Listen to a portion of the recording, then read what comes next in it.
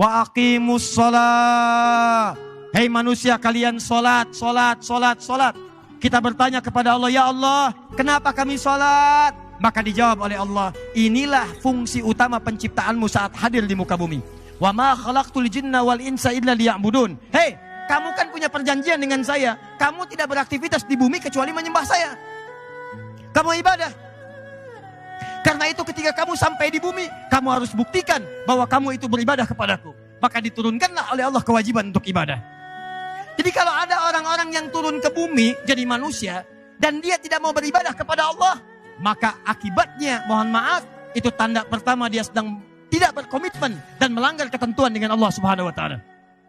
Perhatikan ketentuannya. Kata Allah, "Hei, saya ciptakan kamu untuk ibadah." Siap? Siap ya Allah.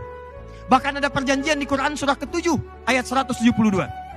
Wa idz akhadha rabbuka min bani Adam min zuhurihim dzurriyyatahum wa asyhadahum ala anfusihim alastu birabbikum.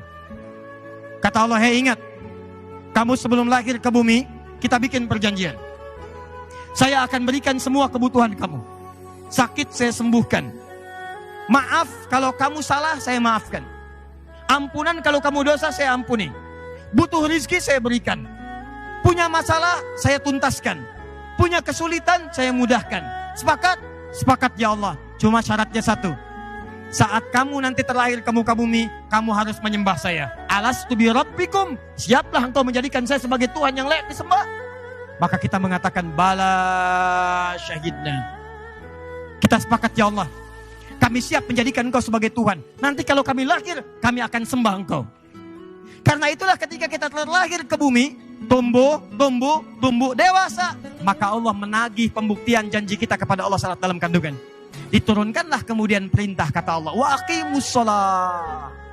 Hei, katanya kamu janji mau nyembah saya, sekarang buktikan.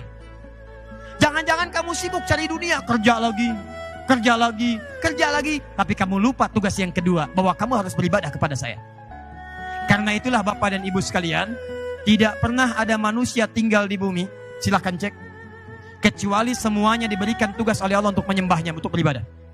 Mau itu manusia biasa, mau orang soleh, mau nabi, sampai ke rasul, sepanjang namanya manusia, pasti ditugaskan oleh Allah Subhanahu wa taala untuk menyembah Allah Subhanahu wa taala.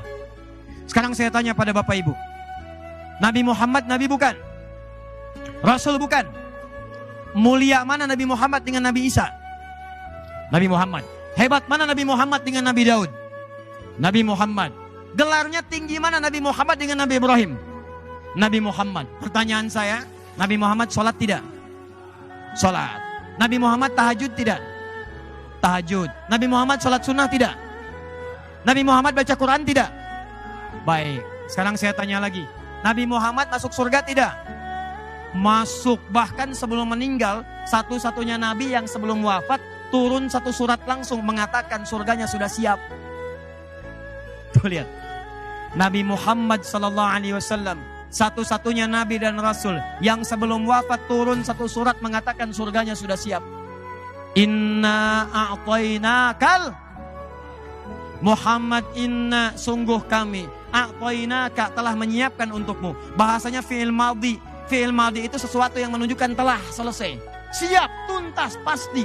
Inna a'tainaka, kalimat Qur'annya bukan inna nu'ti, tapi inna a'taina, kami telah siapkan untukmu al-kautsar, semua kenikmatan terbaik di surga. Tapi apakah ketika dijamin masuk surga selesai? Tidak. Muhammad, kami telah jamin untukmu surga, sudah nikmat semuanya tanpa hisab, kamu akan masuk ke dalamnya. Tapi ayatnya tidak berhenti di situ. Perhatikan kalimatnya. Fasholli li rabbika. Maka kamu yang sudah ahli surga ini, siap masuk tanpa hisab, dijaga dari kesalahan, tetap tidak terbebas dari perintah ibadah. Fasholli, kalimat pertama yang diberikan pada ahli surga, yang surganya tingkat paling tinggi adalah perintah sholat. Fasholli, maka kamu sholat. Saya ulang ya. Nih lihat, bayangkan nih, ahli surga, surganya sudah siap, sebelum wafat sudah ada berita akan masuk surga, semua perlengkapannya siap di surga, tanpa hisab. Kalimat pertama yang disampaikan pada ahli surga ini, fasholli, sholat.